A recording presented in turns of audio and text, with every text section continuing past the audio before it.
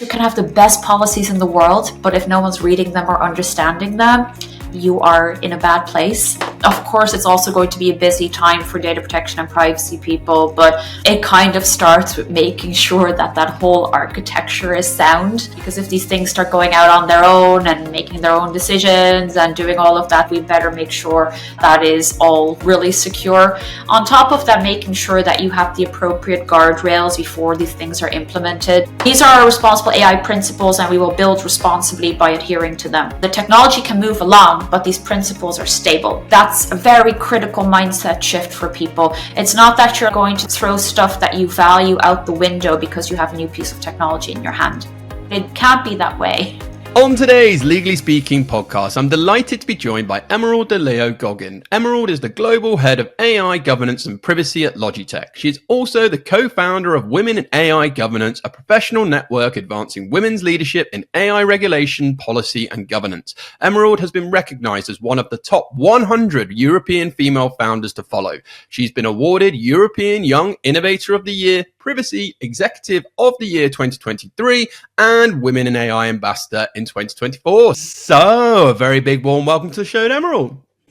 Thank you so much. I'm delighted to be here. It's an absolute pleasure to finally have you on the Legally Speaking podcast. Really excited for today's discussion. But before we get into everything you've been getting up to, which is rather impressive, we have a customary icebreaker question here on the Legally Speaking podcast, which is, on the scale of 1 to 10, with 10 being very real, what would you rate the hit TV series Suits in terms of its reality of the law if you've seen it? I've definitely seen it. Of course I've seen it. And it's a great icebreaker. But obviously it's like a fan fiction, right? But what is very realistic is how many people have pretended they read the whole contract. So I kind of have to give it a 2 for that reason. And I think it has also taught us all that the standards for dressing are high. And it's given us great skills when it comes to, I guess, slamming a file shut and leaving the room with drama. So we could arguably give it 1 more point for that. So between a 2 and a 3. A very specific and justified 2.5. And with that, we'll move swiftly on to talk all about you and your impressive journey. So, Emerald, would you start by telling our listeners a bit about your background and career journey? Absolutely. So I'm half Irish and half Dutch. That kind of explains the Emerald De Leeuw part, though I am married now. So Goggin I've hyphened on, but it often looks like super large on these screens. It's like too long a name. And also obviously people have known me by this name for quite some time now. So I grew up in the Netherlands, did my legal education there and moved to Ireland in 2012 to do an LLM. I specialized in that year on the GDPR, which if you know the timeline for the GDPR, it actually only became fully enforceable from May 2018. So 2012 was really quite early.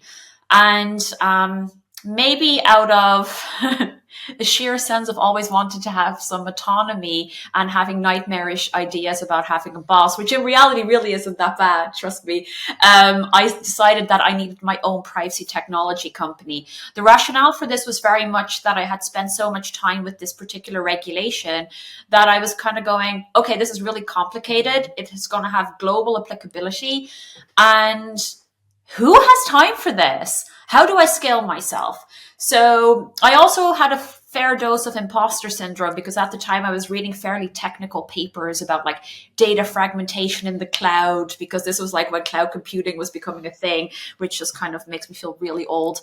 But basically I did another master's then in business information systems, and I basically started my own company, which put me on a fairly interesting trajectory of highs and lows. But also gave me a lot of skills that are very useful to me today, because I'm currently Chief Privacy and AI Governance Officer at Logitech. Now, I always say I like to have many spinning plates. So in addition to doing that, I'm also co-founder of an organization called Women in AI Governance.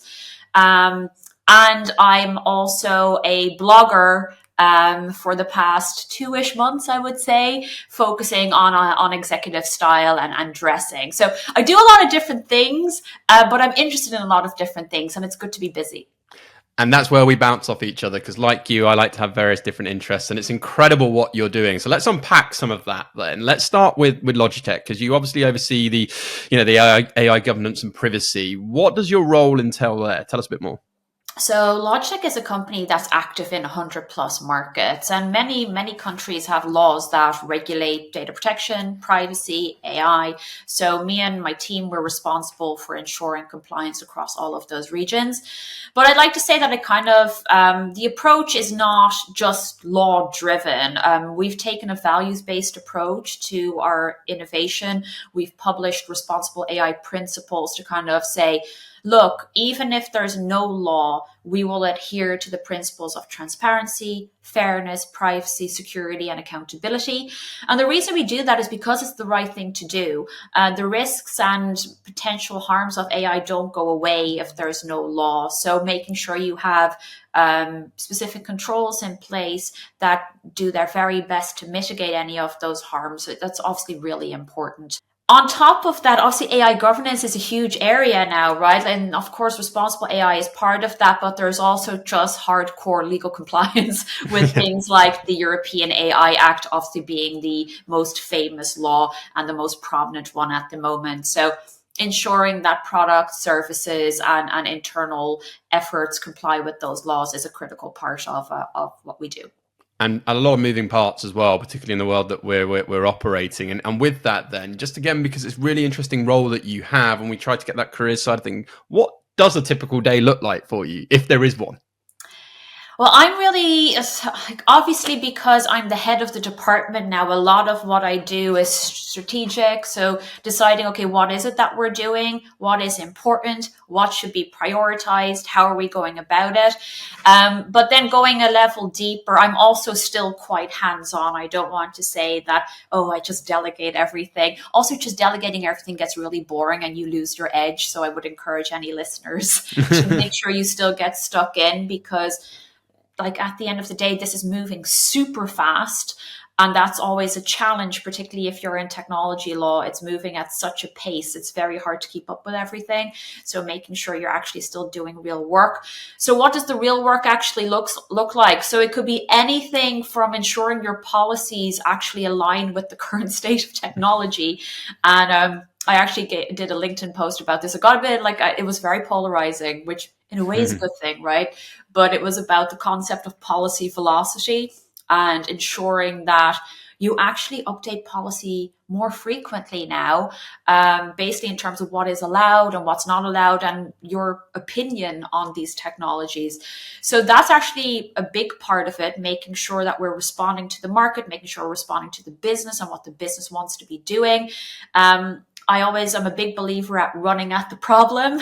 So sticking your head in the sand and running away from your problems is a very poor strategy. Your problems only get bigger. So it's much better to look at governance and compliance as a business enabler and giving people clarity on what's right and what isn't right and where they need to reach out than being weirdly vague or ignoring it or being overly restrictive, because banning also doesn't work, because then you get a shadow IT or a shadow AI problem. So making sure that you're pragmatic and business focused.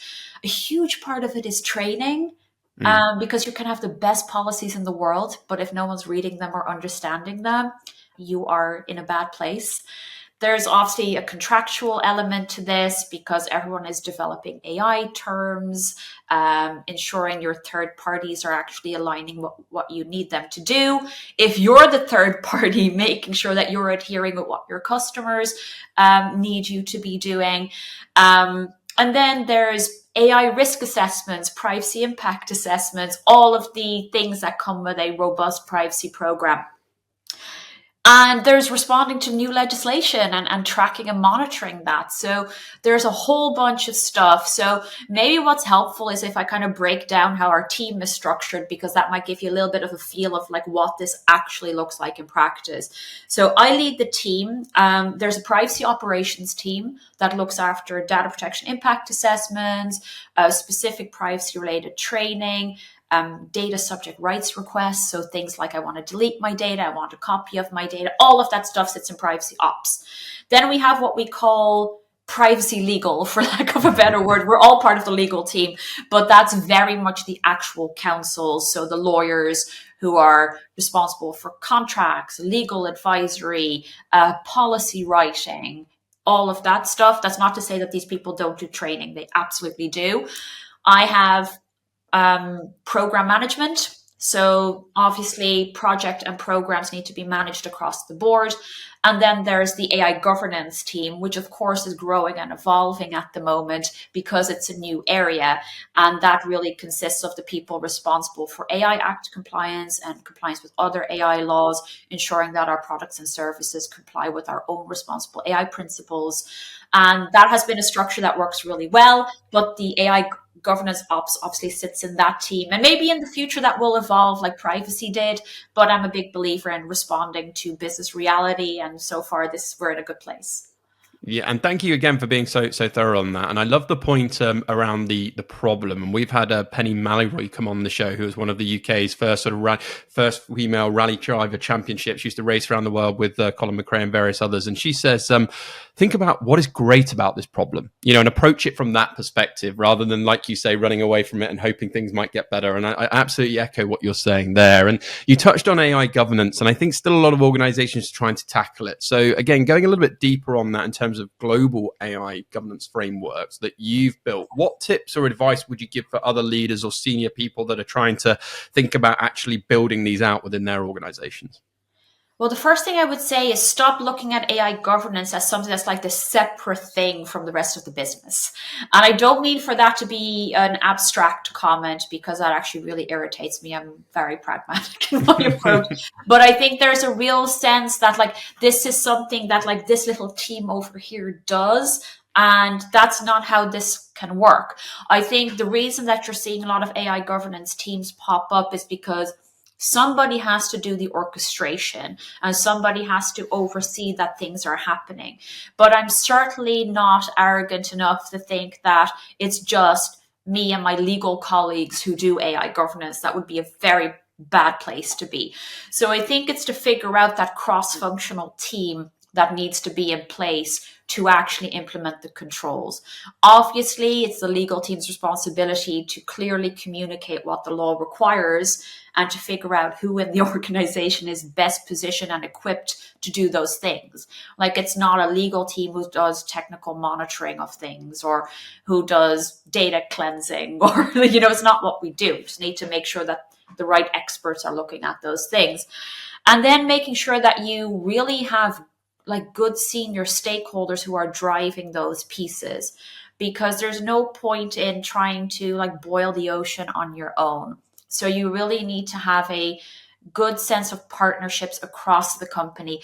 And that was also true for privacy, because obviously privacy by design comes with user interface implications, data collection implications. But I feel that AI governance is much more distributed again. So I think we always talk about soft skills and things like that. I really despise that, because I think they're more difficult to gain. And often people are naturally good at some of these things. Yeah. You can absolutely learn them, but that becomes incredibly important because your relationships need to be really, really strong. And then another thing I would say is make sure you're not behaving like the data police, because that makes people afraid of coming to you. And that's the very worst situation for you to be in. I would much rather be in a situation where people come to me with something that they'd rather not tell anyone and that they feel comfortable enough telling me. And then we can go and address it, because everything can be figured out. But making sure that you have those relationships and that you give people that sense that you can be a trusted partner to them, that's worth investing time in. Yeah, and the culture piece is so true, because that'll bring out the trust piece and, be that collaboration partner rather than someone, like you say, that's the police, because I think that can get people's backs up. It doesn't enhance adoption, doesn't create fusion, which you want. And yeah, again, I remember when a mentor said to me very early on, Rob, when it comes to things, there's never anything wrong, there's just something missing. And I think that's very true in this regard as well. Sometimes, it's just maybe that piece of information, that understanding of certain things, whatever it might be, makes it a little bit challenging. Okay, now you're part of a global business, and global frameworks, they ain't easy. So what are some of the challenges you've seen in terms of aligning frameworks across multiple jurisdictions, and how have you managed to overcome them? Yes, I think that's a really important question. I might use privacy as an example here, because obviously it's a much more mature discipline and maybe more relatable to people who are listening.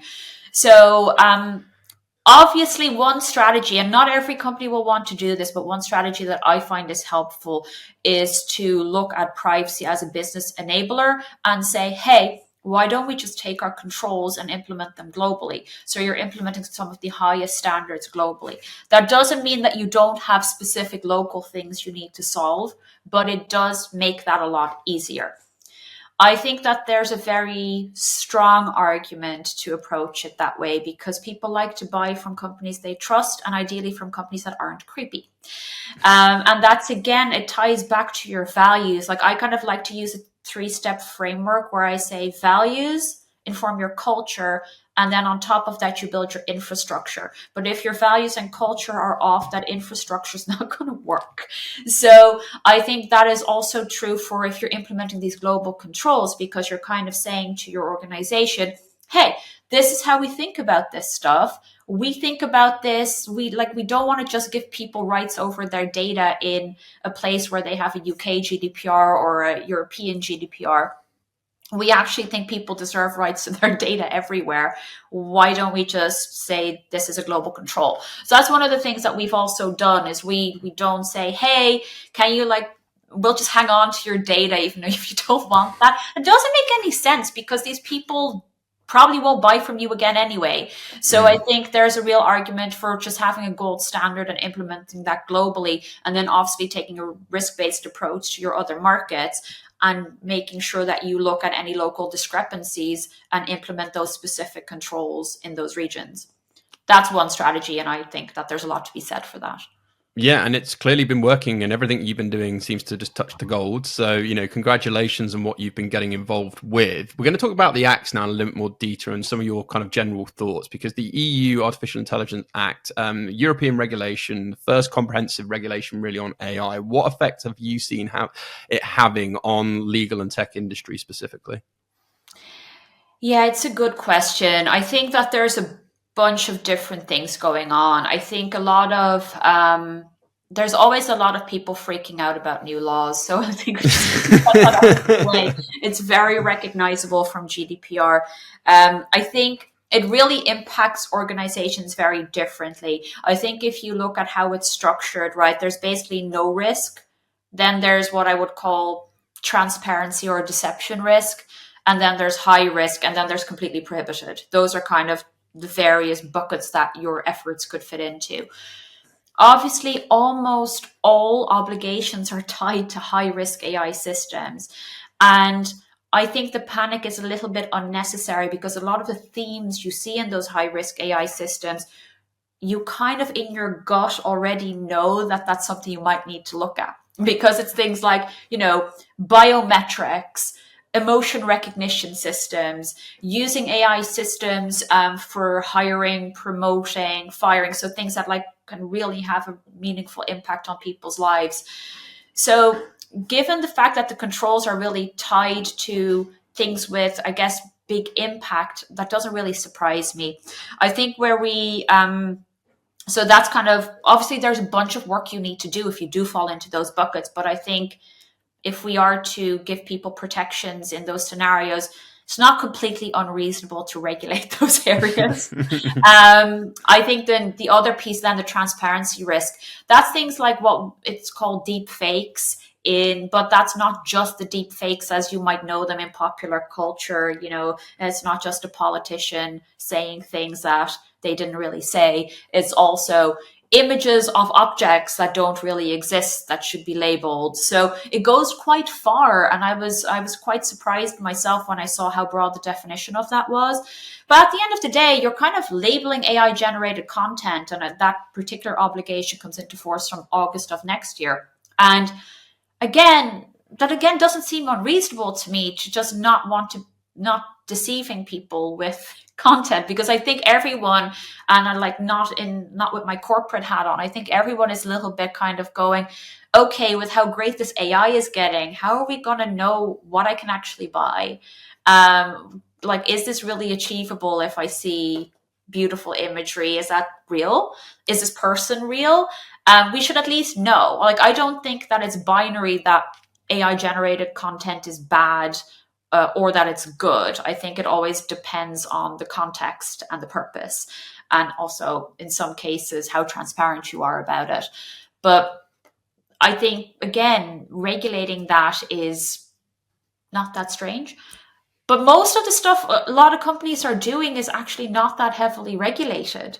So I think there's a lot of panic initially, and then people kind of sit down and go, okay, maybe it's not everything that's in scope of all of these obligations. Maybe it's only certain things where the impact on people could be high. And that to me is very European. Today's episode is brought to you by Clio. Are you frustrated with your current legal management software? You're not alone, and thousands of solicitors across the UK feel your pain. However, the hassle of moving all their existing client and case data holds most back from switching, prolonging the frustration. Clio is here to help. Their dedicated migration team will be with you every step of the way while you transfer your information, and if you have any questions, you'll get award-winning support available 24/5 by live chat, phone, and email. So help is always there when you need it most. It's no wonder Clio is consistently receiving 5-star ratings for its ease of use and top-notch service. If you're ready to leave frustration behind, visit clio.com/UK to learn more and see why Clio continues to be the go-to choice for solicitors across the UK. Now back to the show. Let's stick with the European theme then, but from a sort of corporate perspective, thinking of the EU AI Act then, because there's going to be lots of areas, or what areas do you think tech companies will struggle to comply with, particularly in relation to the Act? I personally think that if you have your ducks in a row, you should be able to do it. It's a lot of the time people not looking into this early enough, not like thinking that they're going to stop the clock. I know that there's still some discussion about that, so I can't comment on that personally because obviously I don't work at the European Commission, but that seems to be still a point of discussion. At least I see it pop up in the media quite often. But I think you just, like everything else, you need to get ahead of it. And again, it's always people, processes, and technology. And usually in that order. So figuring out, okay, who needs to be involved? What are the processes that need to exist for us to do this? And then are there technology solutions we can deploy that can help us? And obviously those markets are also maturing. Certainly when I started in privacy tech, it was 2013. Privacy tech is a really mature market now, and there's a lot of stuff that can be used to comply. And some of those solutions might also help with some of the stuff with the AI Act. And I'm sure there's going to be even more advanced solutions in legal tech for compliance going forward, because with new regulation, in addition to people complaining about being cumbersome, it also creates entrepreneurial opportunities for people to innovate and create new things to help. Because no matter what the law says, visibility of what's going on in your organization will always be important. So technology probably has a role to play here. So there's always an opportunity that comes with these laws as well. Yeah, I always say there's going to be the complainers, then there's going to be the contributors, the people who are going to get busy kind of figuring it out and getting on with it. And something you've been getting on with and has been super successful, I want to talk about now, is your Women in AI Governance. So what inspired you to co-found it? So we really weren't that intentional about it initially. So it really came to be when my co-founder and I said, look, it's a lot of the same commentary that was like pushed into our feeds on LinkedIn. It was always from the very same people. And both of us know a lot of leaders in this space who may not have been the ones that were constantly popping up. So we said, hey, why don't we create a LinkedIn group and see if people just want to have some chats and kind of share their ideas? Because I think AI governance is more cross-functional and more multidisciplinary than any of the other disciplines I've personally ever worked on. So it's helpful to have philosophers, historians, people in procurement, technical people, lawyers. It's certainly not just the lawyers who should be doing this just because there's a law. The law is really important, but it's not the only thing that's important. So what happened was like within a couple of weeks, it had thousands of members. And we were like, what is happening? Because I remember when I had my startup, I had to push, and everything was hard. And now looking back, everything makes sense because I was so early and also honestly so green. I was just out of college, had no idea what I was doing. But basically with this, everything just kind of seemed to be inbound, which is very different. And then we were like, okay, now we have to really do it. So there is now kind of like a membership website and things like that. But all of this is completely separate from my role at Logitech. I just want to be super clear about that. And basically, we've hosted various events around the world, and we have local leaders who kind of run their own chapters, because it's not up to us to decide what's important to them in their particular discipline or in their particular region. So it's kind of just doing its own thing now to a very large extent, which is really great to see. And it all kind of started from something really small. And that's how, from acorns grow oak trees, as they say. And, it's fantastic what you've done. And what I really like is, I always talk about mission focused organizations and companies. They're the ones that are really going to kind of cut through. And your mission is to foster an inclusive environment and true community where collaboration and shared expertise fuels advancements in AI governance. Love us. Absolutely love that. But tell us more behind the meaning of the mission for you. So I think a lot of the time, particularly if you work in the space we work in, a lot of privacy people have started to take on AI governance. That's kind of been like a trend in the privacy industry. And there's absolutely nothing wrong with that. But as I said earlier, this truly is multidisciplinary. And it really does take a village to figure out what we're going to do with governing AI. It can't just be the lawyers sitting there going, well, these are the things we think are important, because there's also going to be the people who know an awful lot more about the technology itself, people who have seen maybe not AI, but things with similar impact do things in the past that we might need to be considerate of. And I don't think it's just up to one group to decide how all of this should happen. So the whole intent is to make sure things actually get better over time. And you do that by bringing people together. And we try not to script it too much, and also to allow for serendipity to happen. So I think that's been successful and really important. And I think also why people have gravitated so much towards it. Yeah, and hugely successful. And I couldn't agree more. We is greater than me. And I think if you can get a group of people together from different perspectives, different thoughts, it's just amazing how you can fuel a really awesome community, which you have. What initiatives then has the professional network been involved with to build diversity into tech policies?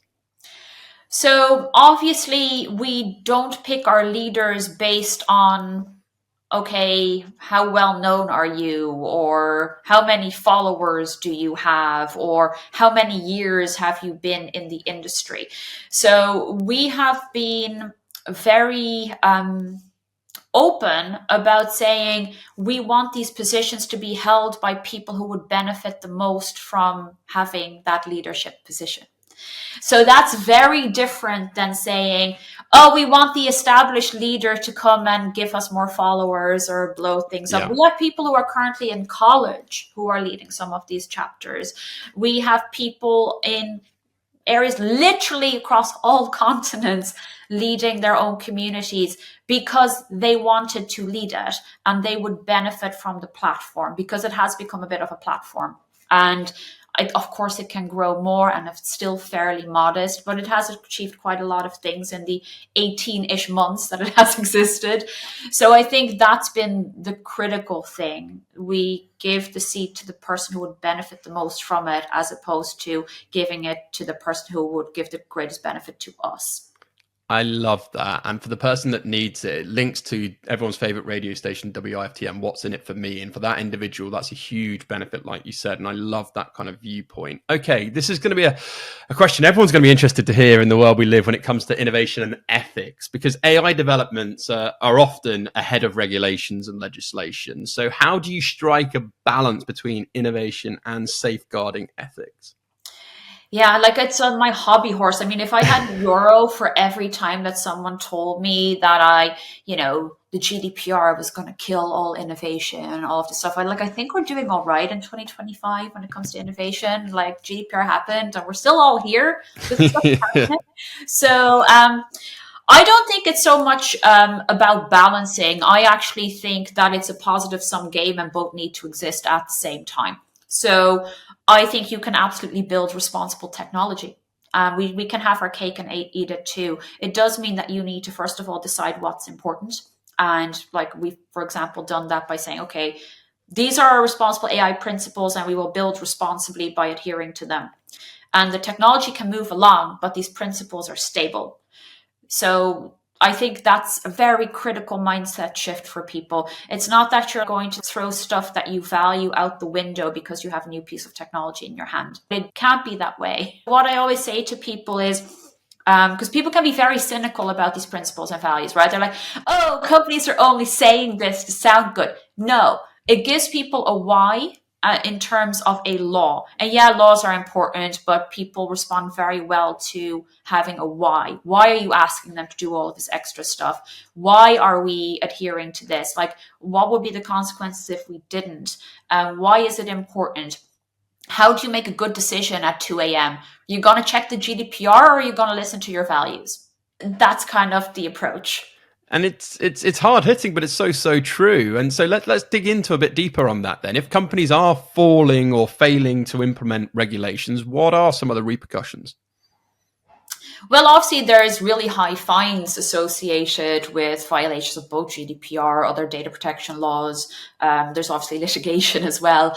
But I don't think that the stick is always the best approach, right? There's a lot to be gained by doing the right thing. A lot of companies that are doing the right thing actually do well. You can do well by doing good, as we always say. So I think rather than leading with like the scaries, it's always better to just say, hey, if we do it this way, we're doing the right thing. We're going to maintain customer trust. We're going to also just remain being seen as a responsible corporate citizen. And I think if we really do want to take the stick approach, yeah, sure, fines can be really high, but also your brand is going to be tanked, right? Like and you spend a lot of money building that brand equity over the years, and it only takes one really poor decision to undo a lot of all that hard work. Now, I always say to people in industry, maybe don't lead with that. I don't personally like that approach. I think the whole waving a stick thing, I personally don't think is particularly effective. And I also don't think, I think most people actually want to do the right thing. And if you explain to them why something might not be a good idea, most people will understand if you've done a good job explaining it. Yeah. And the other thing is no one is perfect. No company is perfect. And I think, like you say, if you have the right integrity and you're showing that you're being responsible and you're taking actions, I think that's far better than burying your head in the sand or doing, just waiting and hoping that things won't happen to you. Because I think it showcases that you take things very seriously and you're very professional in what you do. And like yourself, you've built out a team. Everything you're doing is really well thought out. It's strategic. It's trying to be for the greater good rather than, hey, we don't want to get fined. And so I love that you'll kind of have that more positive outlook on it, and the benefits, and everyone gains from actually introducing these things properly. Okay, future. I mean, the future is every hour these days in terms of something changing and happening. But what future developments can we expect to see in AI and governance in terms of those sectors? I think right now everything is about the agents, right? And I think security teams in particular are going to have their hands full. Like that's obviously a very big thing. It's very hard to have privacy without having solid security. So of course, it's also going to be a busy time for data protection and privacy people, but it kind of starts with making sure that that whole architecture is sound. Because if these things start going out on their own and making their own decisions and doing all of that stuff, we better make sure that that is all really secure. On top of that, making sure that you have the appropriate guardrails before these things are implemented. So you'd want to be looking at, okay, where can we process certain data? Where does it require legal review? What use cases are regulated, and making sure that your teams actually engage with you. before that happens. And the before bit is always important. But yeah, I think we're really just looking at a lot of movement towards more autonomous systems. That comes with a bunch of challenges, both from a data protection, security, and governance standpoint. Well said. And this is the world that we live in, and we've got to have people like you to come on and help us navigate through these times and give us your thoughts and opinions as a thought leader in the space. And one thing I like to talk a lot about on the show is skill stacking. Actually, from every experience, you can build a skill that potentially could be transferable, that could add value, whatever it might be. So for perhaps aspiring and current practicing legal and tech professionals who were looking to work in AI, privacy and governance, what skills do you think are essential? Develop your business skills. People are always very surprised when I say this because they think I'm going to tell them to get another certificate. I'm not. I actually, like a lot of things, particularly with AI now, right? Like we can look up a lot of stuff that's knowledge based. That is becoming more democratized, which is probably a good thing because people can start making sense of things more easily by themselves. That's not me saying that lawyers are becoming redundant whatsoever, because we will always need trusted advisors who can actually strategically help you make decisions. But I think one of the reasons that I say business skills is at the end of the day, your stakeholders are business people. And if you cannot align with their thinking and understand what their needs and requirements are on a business standpoint, it's going to be really difficult for you to work with them and be effective. Because at the end of the day, there's usually many roads that lead to Rome. And maybe you get something pitched to you and you're like, no, absolutely not. But if you can understand what the end goal is, you can often help them get to the same business outcome in different ways. And that's why I always say, like, learn things like strategic decision making, understand how to read a balance sheet. That's often helpful. Make sure that you have a bit of a sense of how products are actually developed and what a go-to-market strategy might look like. All of those things, because the best legal people are people who understand their stakeholders well enough to give them advice that's actionable, implementable, and helps them reach their goals without breaking the law. Yeah, and as again I've been taught before, it's not about you. You have to see things from other people's perspectives in the world that they're in and what the impacts might be for them and those organizations. And so, yeah, love that. And you touched on it there. You said we're always going to need lawyers. So what do you see the role of future lawyers and policymakers in terms of that evolution as AI becomes more and more prominent in society? I think one of my favorite approaches that I've read in a book called Prediction Machines. I'm not sure if you've read that book, but it's a nice book. It takes in an economic view to AI, and it talks about, and we've all had this like in economics, right, in school, it talks about the complementary goods of AI, and they remain human judgment and creativity. And now there is an argument to be made that AI can be fairly creative, but we still need to decide how are we going to deploy these tools, right? And also, what are we going to be doing with the outcomes? And in that book, they talk about that AI is making business predictions really cheap. But we still need, and that used to be expensive because you had to hire experts in order to do these predictions in a somewhat accurate way. Whereas AI obviously just predicts the next thing. But I think the complementary goods remain having really good judgment and being able to be creative. And I think those are still fundamentally human skills. Yeah, really well said. And I absolutely agree. And I think the more you can lean into that creativity, even the better in the world that we live. This has been brilliant. And we really enjoyed so many insights on a very technical discussion, but you've been able to make it super relatable, super easy for our listeners and watchers to get value from today. So thank you ever so much. So if I could just ask you a sort of final piece of advice for the next generation of lawyers and legal tech folks who are interested in learning more about AI, tech and governance, what resources or tips would you give them in terms of that?